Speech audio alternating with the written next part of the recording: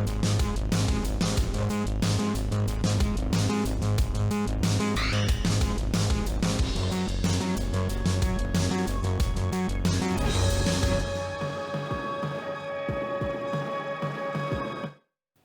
everyone, welcome to Tube of Toons, and today I'm going to be reviewing Trolls World Tour.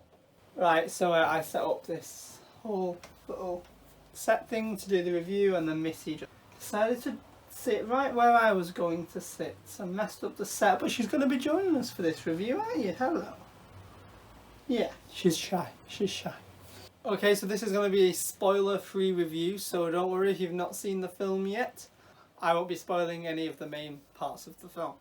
So what is it to say about Trolls World Tour? Obviously it's the sequel to the first Trolls film, which I quite enjoyed. I've not seen it in a while, but I remember liking it. Obviously when talking about this film we have to acknowledge that it is a kids movie, and that's how we need to look at it. And by and large I think it is a great kids film. It's not got like any deep dark themes going through it obviously, but it's a kids film. I think it's a very well made one. I think it has a very nice message, a message that people are different and we should accept them for their differences, which I think is a theme that's very relevant in these times. But it does it in a very fun and light-hearted way that's easy for children to understand. And yeah, it's a very cheesy film, but the film knows what it is and it plays into that very well. And I think that really is a strength of the film. I don't think it's a weakness. Of course, this film, like the original, is a musical. It's a jukebox musical using like pre-existing songs. Sometimes the words are changed to make them feel more troll-like. For instance, we have Cyndi Lauper's Girls Just Wanna Have Fun, but it's Trolls Just Wanna Have Fun. And I think the music in this film is a delight. I think it's a natural progression from the first film. The first film introduced us to the main core cast of Trolls and all their bubblegum pop music that's slightly musical theatre themed, which works great for the actors Anna Kendrick and Justin Timberlake. It's right in their wheelhouse. This film introduces such much larger world. It expands the cast, it expands the range of music, and we're treated to different troll kingdoms. You've got the country trolls, you've got the rock trolls, you've got the funk trolls, the classical trolls, and you've got the techno trolls. And yeah, I think it really is a natural progression of the first film. If your tastes are a little bit different, it's gonna give you something a bit different. It is interesting to see all the different troll kingdoms. I do think pop is one that worked very well with the aesthetics of the film. It made sense that these were little animated creatures that just loved singing. To see the contrasting styles of music fit in this world is quite nice. It's definitely different. I love the aesthetic of the film as well. Everything, of course this is carried over from the first film, but everything looks like it's made of felt. As soon as they dig into the ground it's all like stuffing. It's very interesting.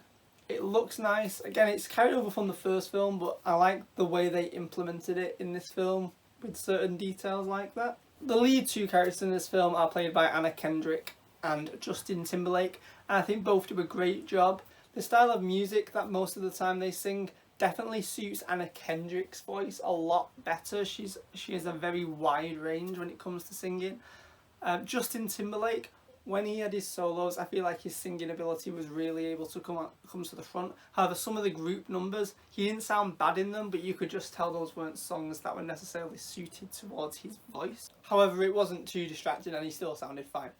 I think this film does what a good sequel should. It takes the characters and the world of the first film and just expands it and allows those characters to have a fun adventure without backpedaling on redoing the arcs of the first film. It definitely felt like these characters learned their lesson in the first film and now are going on a different journey and learning different lessons and having a different character arc.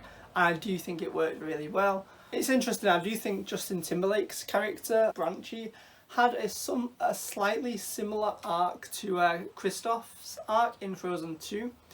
Not exactly the same, but similar. May have potentially done it better than Frozen 2, only slightly, but I think it was definitely a nice take on that storyline. Also, I really enjoyed the story of having like these separate factions of different music kingdoms in the Trolls world, and how they are sort of at war with one another and how they have to work together in unifying the different music stylings. In fact, I think it might actually be a stronger storyline than the first film, which was the trolls' fear of being eaten. I think it's just a slightly more smarter and more interesting concept overall. Yeah, I really enjoyed this film. Now I think one of the questions you'll probably be wondering is this film worth it at the minute? Obviously this film was meant to come out in cinemas or in theatres, and of course due to the current climate that has not been possible, and by the time cinemas reopen it's already been out on rental for a long time, and that ship has essentially sailed. The film's been out on rental for 2 months almost, and it doesn't seem like they're just going to release it to buy anytime soon. So the film is currently $13.99 in the UK, and it's $14.99 in the US. Is it worth it to rent? Well, of course, the rental process is somewhat trying to mimic the process of watching the film at the cinema, in that you aren't going to own it for that price. £14 overall is quite expensive for renting a film. It's definitely dearer than going to the cinema, or at least it is near me. Typically around here where I'm from, the average ticket price is around £7 or £8, although you can get tickets for a fiver if you know the right places to go. So for me, it is quite expensive. It's essentially equivalent of 3 cinema tickets. And if you are a person who is going to be watching the film on their own, close to £15, it's quite expensive for a film that you're only going to have limited 2 days access to watch the film. However, that's my situation. If you're someone that's down south, a lot of the cinemas may be more closer to a £15 price ticket, and that may just be the average cost of a cinema ticket for you. In which case you're probably not going to think twice about spending that much to rent the film to see once. Of course you will be able to watch the film as many times as you want within that 2-day period. However, it's less likely that you're going to be doing that unless you're showing it with your children. Now, of course, if there is multiple people that want to watch this film, for instance, if you're buying them for your children and there's a few of them and it's to keep them quiet, then the £14 it costs to buy this movie is actually going to be a lot cheaper than a trip to the cinema. Particularly if you were someone who was going to be buying a lot of concessions, popcorn, drinks, ice cream, pick and mix. I'd say this film is worth it if there is more than one of you that want to watch it. If it is only one of you that wants to watch the film, however, I think it's really dependent on how much you want to see this film. Like I said, it's been out for 2 months now. If you're like a Trolls super fan, I imagine you've already seen it. However, if you've watched most of the things on Netflix and Disney Plus and Amazon that you've wanted to watch, and after 2 months of lockdown, you just want to sit for a nice family-friendly film, maybe it's for you. I think it's a really good film. I would have been happy paying around £10 for it. The £14 is maybe a bit too high. This is basically the price I'd be expecting to pay for the film on Blu-ray, but of course you're only renting it and you're not getting it for keeps. So it is definitely something to consider. Overall, I really enjoyed the film. I'm definitely going to watch it again at some point, and I hope this review has helped you decide whether or not you want to watch this film. Alright, thanks for watching, guys. Cheers. Thanks for watching Tube of Tunes. If you want more from the channel, hit subscribe. If you want to keep up to date with what's going on, follow us on our socials. Hope you liked it. Cheers.